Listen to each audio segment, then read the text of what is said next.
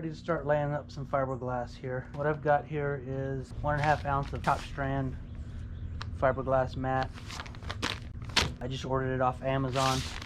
Same with the fiberglass. I just got the Bondo brand. It's what they had. This thing comes with 2 tubes of hardener. If you need more, you can buy hardener by itself. It should be metered. It should be measured. I've done this long enough. I know how much it needs. It is a cool day, so I actually have to add a little bit more hardener than I normally would. Otherwise, it takes a lot longer to set up. Always use rubber gloves or some sort of a glove when doing fiberglass, because this stuff is nasty. Good enough. I use just a cheap chip brush, 2-inch. I will trim this off a little bit because you're gonna dab. When you apply the resin, you're gonna do this. And as you can see, it flexes. And if you cut this off just a little bit, it's a little stiffer and easier to work with. I also have a set of rollers that I'll use, fiberglass rollers, and I'll show you that too.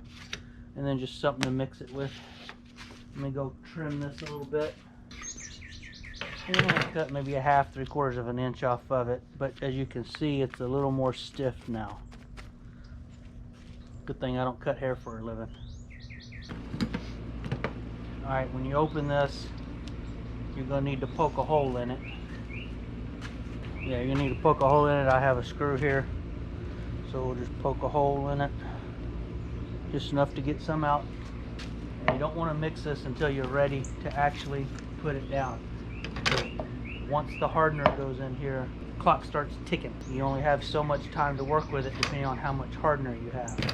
On a hot day, you add a little bit less hardener and you get a little bit more working time before it flashes over. A cold day, you want to add a little bit more hardener.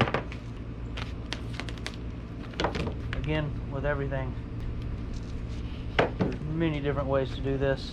I'm just showing you the way I do it. As you can see, you have a cut edge factory.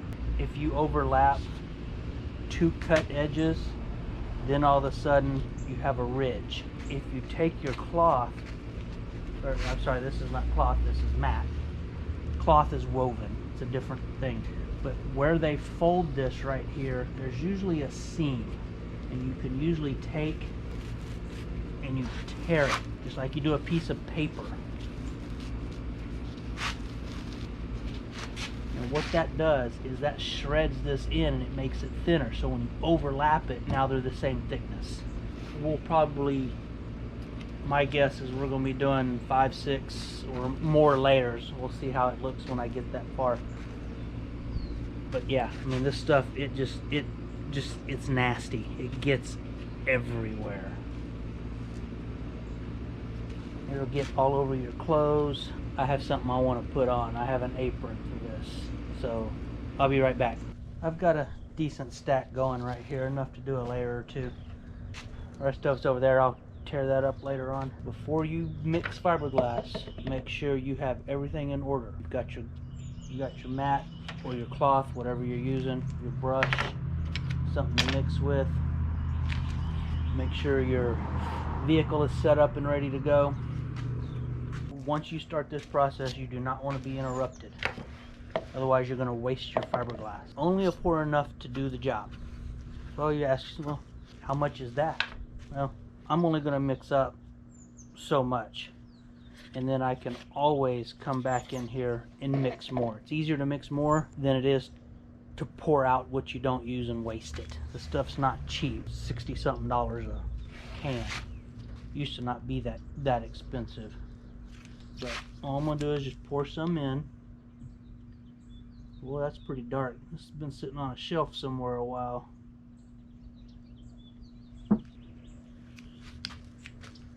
Now, you can read the directions on the back of this. It says here, mixing tip, working life of resin is approximately 8 to 12 minutes at 75 degrees. Well, we're not at 75 degrees.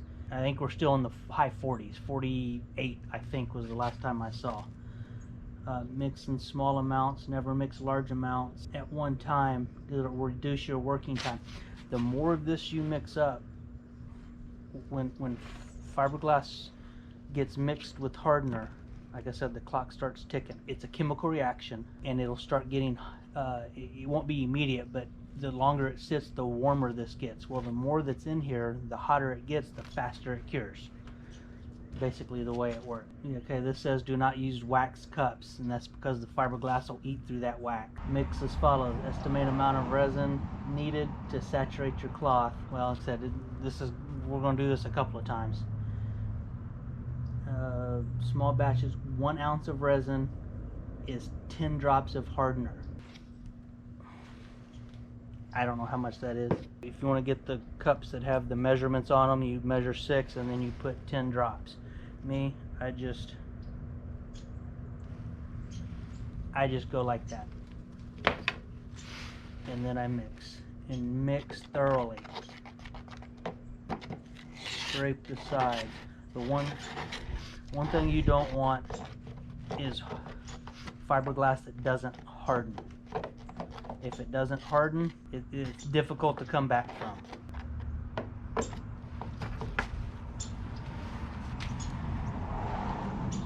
Brush that off a little bit. Oh, and the other thing you will need is acetone. You clean your brush. If you don't clean your brush, then you throw it away and you use a new brush, but it's kind of a waste. But I'm just going to kind of start and wet the tape a little bit, just to give the fiberglass something to stick to. For the first layer, I use the chip brush to dab the resin into the mat. You will see the fiberglass turn translucent, indicating that it has soaked up the resin.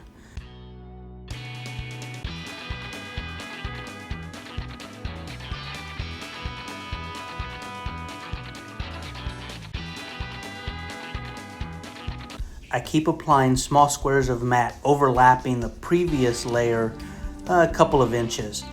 This is why I recommend tearing the mat so your overlapped edges don't become too thick.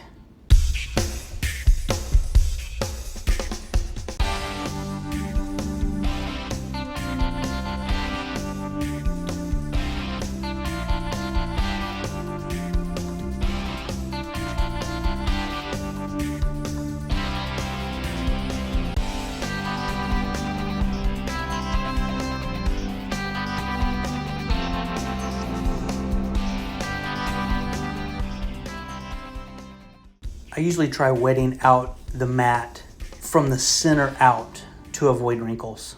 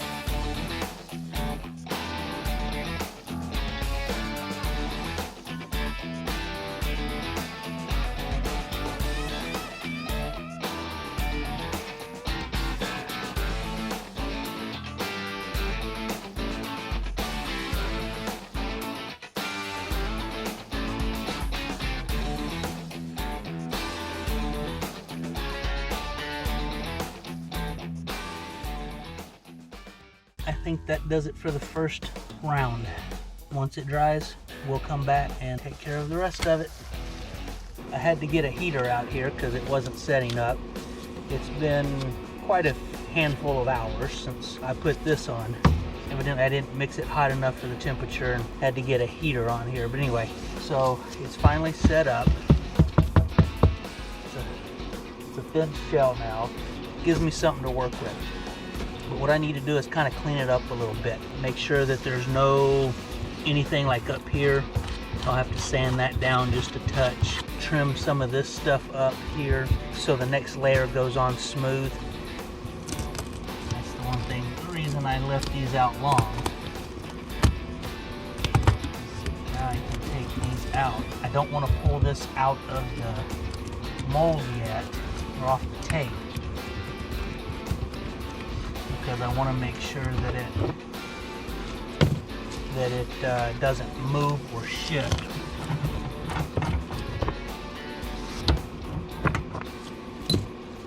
I'm using my razor knife to cut off any excess fiberglass from around the wooden blocks. I'm also using 80 grit sandpaper to rough up the surface and remove any high spots or any strands that didn't lay down flat.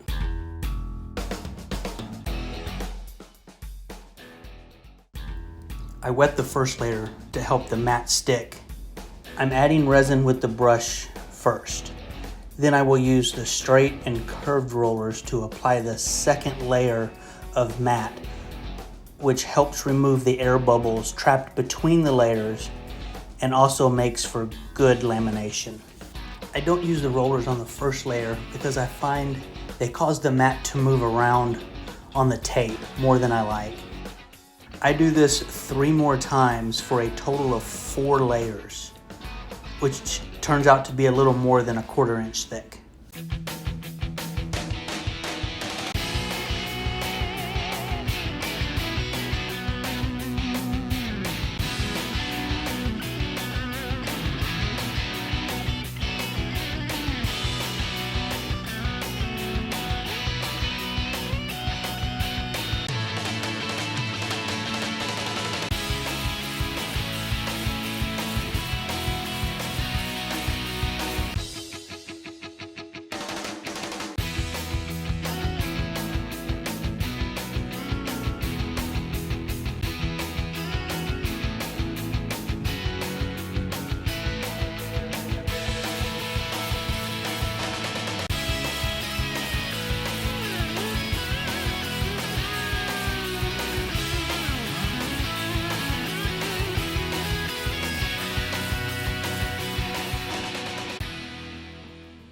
You can see the darker green areas. That's where the mat overlapped and is a little thicker.